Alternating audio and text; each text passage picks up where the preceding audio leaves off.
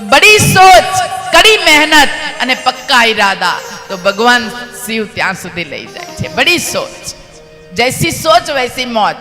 કડી મહેનત, પછી સોચ કરે અને એની પર મહેનત ના કરે તો ના ચાલે. એ ગમે તે પથ હોય, એ ભૌતિક પથ હોય કે અધ્યાત્મ પથ હોય, દરેક પથ પર જવા માટે મહેનત તો લાગે જ. બડી સોચ, કડી મહેનત અને પક્કા ઈરાદા.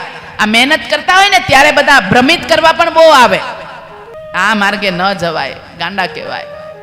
તો પક્કા ઈરાદા ત્યારે, કારણ કે ભગવાને કેવો ભક્ત ગમે છે એનું વર્ણન કરી રાખ્યું છે. કાલે આપણે કહ્યું ને કે અદ્વેષ્ટા સર્વભૂતાના 36 ગુણમાં એમ કહ્યું ને કે એક પણ જે કોઈનો દ્વેષ ન કરતો હોય એ ભક્ત મને ગમે છે. ક્યાંય એમ નથી લખ્યું કે હજારો ફૂલ ચડાવે એ મને બહુ ગમે છે, ખૂબ અભિષેક કરે. એનો મતલબ ખોટું નથી, ભક્તિ સાચી જ છે, પણ એવું નથી કહ્યું. પણ એવું જરૂર કહ્યું છે કે આવો ભક્ત મને પ્રિય છે. સંતુષ્ટ સતતમ યોગી યતાત્મા દ્રઢ નિશ્ચય મય્યર પિતમનો બુદ્ધિ યોમદ ભક્ત સમે પ્રિય. ભગવાને શું કીધું છે કે જે સંતુષ્ટ હોય, સંતોષી નર સદા સુખી.